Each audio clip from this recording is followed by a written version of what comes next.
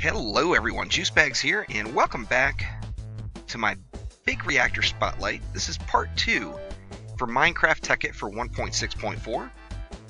And as promised, I built out several different reactor designs, and I really want to check the efficiency of each.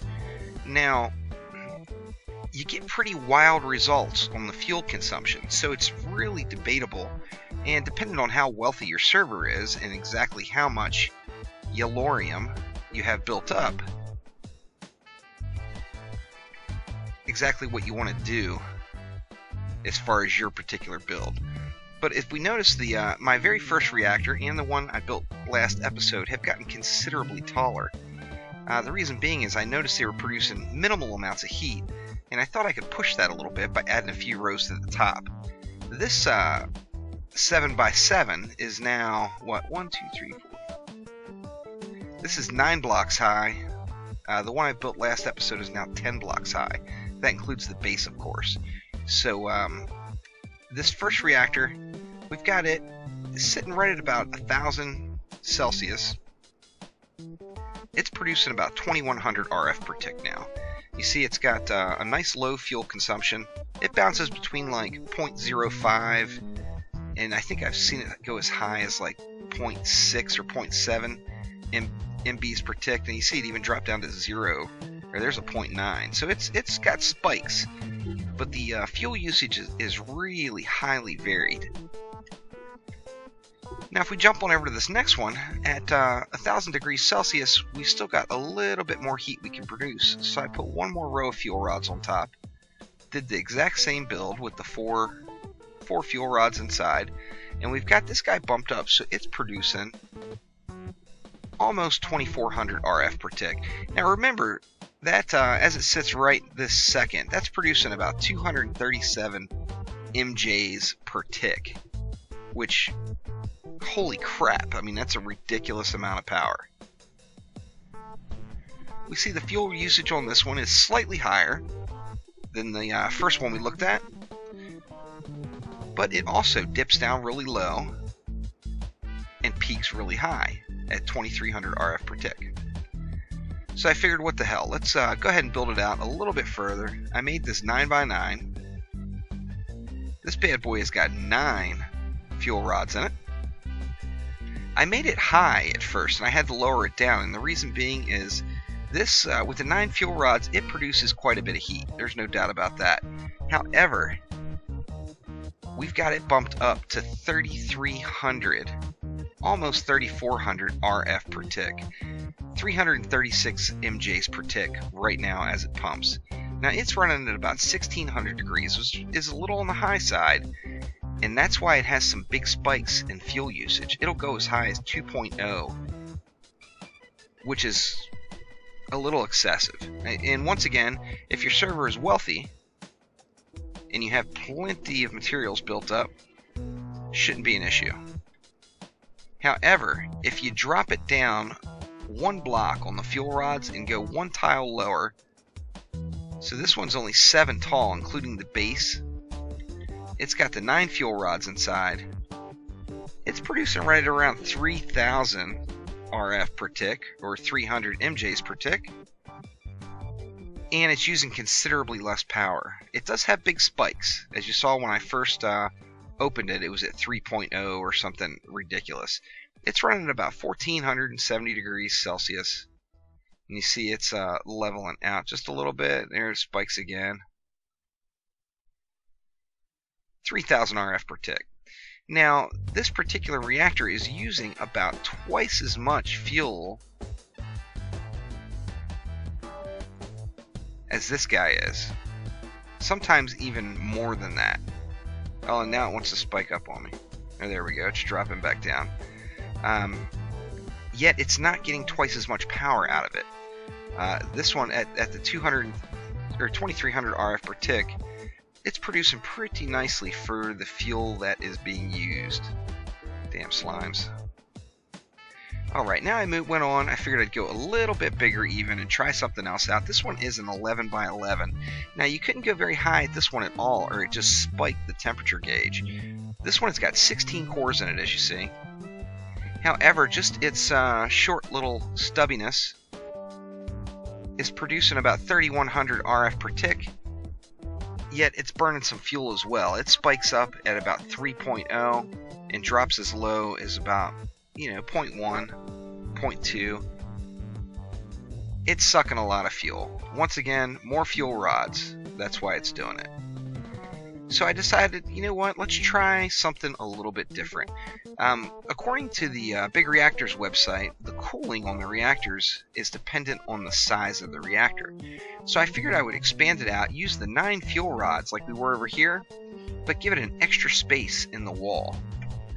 We got this one, so that one's 8 blocks tall, including the base. However, it's running at about 3400 RF per tick. Now, as you see, it's a little hot, 1600 degrees Celsius. It's getting close to the top of the old meter, and the fuel usage is running between like 0.1 and 3.0. So a big variance there. But you see, as it settles out, for the most part, it's right around the 1 MB per tick range. It goes up higher, but it goes way lower. That's probably a good average for that one. So next I tried another 11 by 11, this time only using 5 fuel rods instead of the 9. We've got this one a little bit taller. This one's 10 high, including the base. And it's just under that 3.0, 2900 RF per tick, but we see the fuel usage on it is considerably lower. And I do mean considerably lower. In fact, it is overall probably the lowest by far. And I believe that comes from having the additional space between the walls. It's running at about 1300 degrees, so it's a little bit cooler even though it's a little bit bigger. So this reactor here would definitely be put as one of the preferred reactors. Let's move on along to a couple other experiments. This reactor here, I did the same thing except I put the 5 fuel rods in close. I gave it the 2 spaces between the wall, and it's a little bit taller than even that one. This one's 11 tall. It's only 9 wide though. It's a 9 by 9 by 11. It's producing about 3000 RF per tick.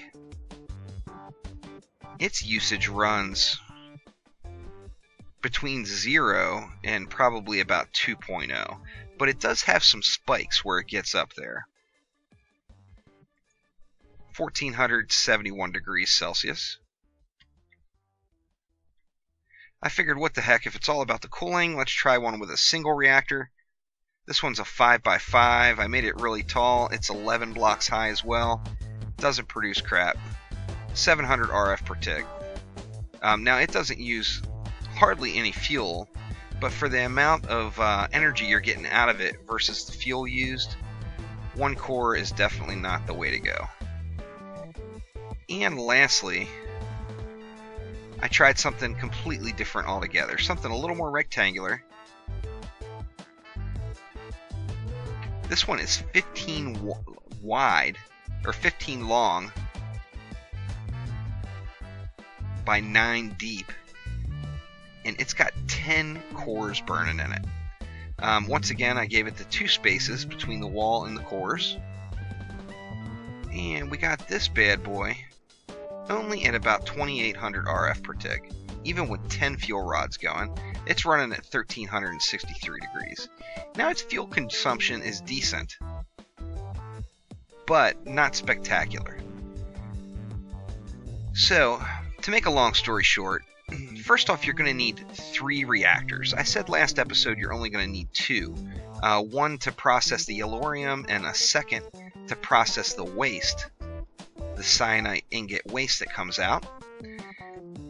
And that's not actually correct. How that works is it's producing about 1 cyanide ingot. It's pretty close to 1-to-1. It's not right there, but it's pretty close to 1-to-1. So how this works is the cyanite you have to reprocess in a cyanite reprocessor, and that is going to give you plutonium. Now, for every 2 cyanite you have, it's going to produce 1 plutonium. So you are actually going to need 3. In a dream world, you're going to need 3 reactors. The 3 reactors producing 2 of them burning yellorium and producing cyanite, and the 3rd using plutonium, which is the reprocessed cyanite. So my 2 selections, really, as for optimal selections, would be this guy at the 2300 RF per tick. You figure if you got 3 of them, that is the most insane amount of power. Your server will not need it.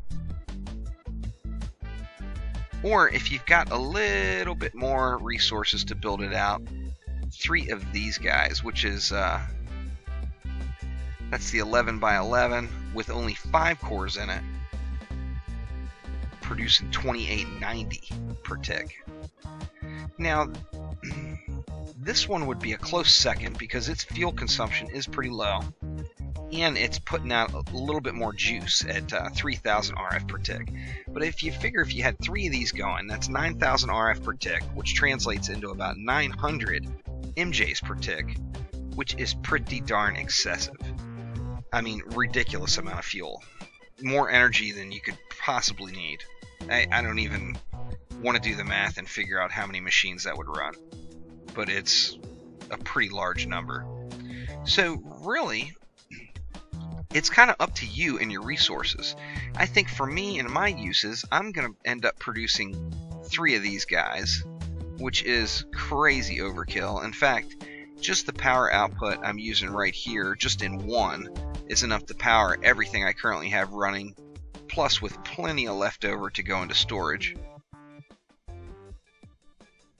But the sky's the limit. I mean, if you have some massive Tekkit server with a large number of people playing on it, with 30 gigs of RAM or whatever ridiculous it would take to have so many people on it, and you need massive amounts of public power, then you may want to go with something a little bit bigger.